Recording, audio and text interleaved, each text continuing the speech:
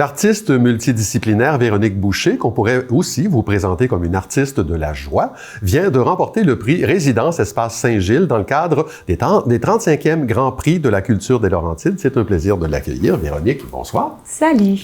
Gagner une résidence d'artiste, ça revient à se faire dire, ton projet est non seulement magnifique, mais j'ai confiance en toi suffisamment pour t'ouvrir les portes de ma maison. Ça doit faire plaisir, ça. Ah oui, vraiment, dans un processus, c'est plus que nécessaire. Puis, tu sais, il y a des instants dans la vie, j'en ai créé beaucoup des projets. Là, ça fait des années que je fais cette carrière-là, d'être dans tous les milieux artistiques en même temps, avec tous les chapeaux, mais quand on a l'impression qu'on vient de mettre le doigt sur ce qui va nous porter pendant les 40 prochaines années sans problème et que toutes les portes s'ouvrent puis qu'on a l'impression que le vent pogne d'un voile, comme on dit, c'est un sentiment vraiment très excitant. Ça fait ça. Oui, ça fait ça. Alors, ce projet, il a un nom, hein, ça s'appelle l'art de la joie, la douce révolution. C'est l'aboutissement d'une démarche qui dure depuis plusieurs années.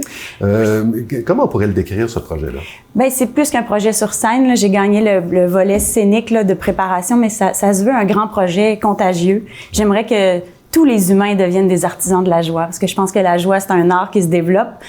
Ça vient d'une action, contrairement au bonheur, par exemple. Ouais. Le bonheur, pour moi, c'est une toile de fond dans une vie.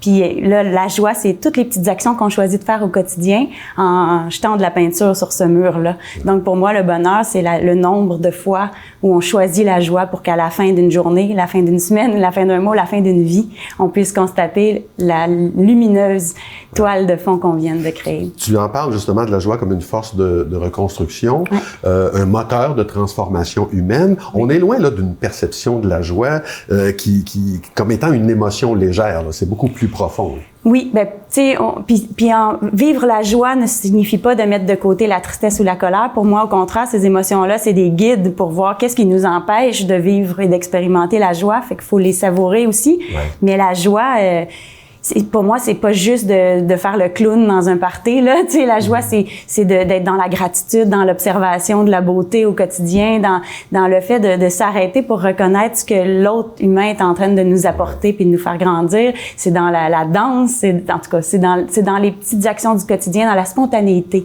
dans le lâcher prise. C'est tout ça mis ensemble. En fait, c'est un mode de vie parce que, comme tu le disais tout à l'heure, le bonheur, c'est un truc passager, là, un peu comme dans la chanson de Félix Leclerc. Alors là, la joie, c'est quelque chose qu'on choisit. C'est un outil qui nous mène à ça, au bonheur. J'ai bien compris. Moi, c'est la façon que je le vois. Dans ma tête, le bonheur, c'est le nombre de fois, la place qu'on fait à la joie au quotidien, le nombre de fois qu'on la choisit. Alors, dans ta vision des choses, Véronique, comment ce projet-là va s'incarner sur une scène? Sur une scène, c'est très multidisciplinaire. Moi, je proviens du milieu de la musique. Après ça, j'ai fait beaucoup de mise en scène. J'ai fait de la chanson. J'ai fait de la danse aussi. Tout ça m'habite constamment. Et puis là, je fais de l'art visuel en plus. Puis à un moment donné, j'essayais de me caser, comme on dit, et de trouver dans quelle petite case j'allais me placer. Puis il y a quelqu'un que j'ai rencontré lors d'un voyage qui m'a dit, c'était un être très inspirant, beaucoup de joie qu'il portait en lui. Puis dans toute sa sagesse, il me regardait puis il dit, « Excuse-moi, mais je me permets une observation. » T'es pas une artiste visuelle, t'es pas une artiste de la musique, t'es pas une artiste de théâtre, t'es une artiste de la joie. Ce mot-là m'a ramassé comme si c'était une épiphanie, puis j'ai compris que j'avais peut-être pas besoin de faire de choix. Donc sur scène, c'est tout ça. Je fais de la projection vidéo pour d'autres artistes, alors là, je la conçois moi-même. Plus il y a de la danse, plus évidemment, j'écris tout ce texte-là qui est tiré de mes histoires personnelles, donc c'est des monologues. Puis tu es musicienne aussi. C'est ça, fait que c'est sûr qu'il y a de la musique dans tout ça. Fait que c'est pour ça la multidisciplinarité est très importante.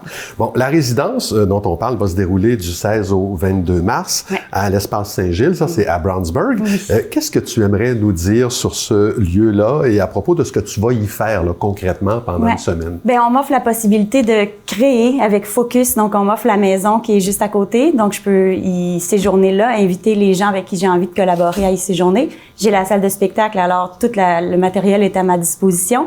Et ce que j'aime, les valeurs de cet endroit-là m'inspirent beaucoup. Ils sont vraiment dans la médecine de l'art, la médecine de prendre soin de l'artiste. Alors, je trouve ça formidable que quelqu'un dise « Véronique, on va prendre soin de toi. Pendant ce temps-là, toi, tu vas pouvoir focusser à la bonne place, puis après ça, contaminer le monde entier. C'est comme ça que je vois ça. C'est formidable. Bon, il y aura aussi, on va pouvoir suivre l'évolution du projet parce qu'il y aura un site web, un blog. C'est déjà Non, c'est tout en construction. Une chaîne juste YouTube après. aussi. Oui, et il y aura des ateliers aussi. Oui, j'ai envie de proposer des ateliers. C'est ça que j'ai amené des petites choses que je pourrais te montrer. Premièrement, le macaron avec le logo de l'Art de la joie, c'est fait avec de l'encre. Puis ça, tout le monde peut en fabriquer un lors d'un atelier. Puis ce que je trouve intéressant de cette encre-là, c'est que c'est vraiment une perte de contrôle. On doit lancer, on doit subir les conséquences de ce qu'on fait, mais ça procure une certaine joie d'être dans le lâcher-prise à ce point-là. Alors, il y a cet atelier-là, mais il y a l'atelier de la gratitude aussi.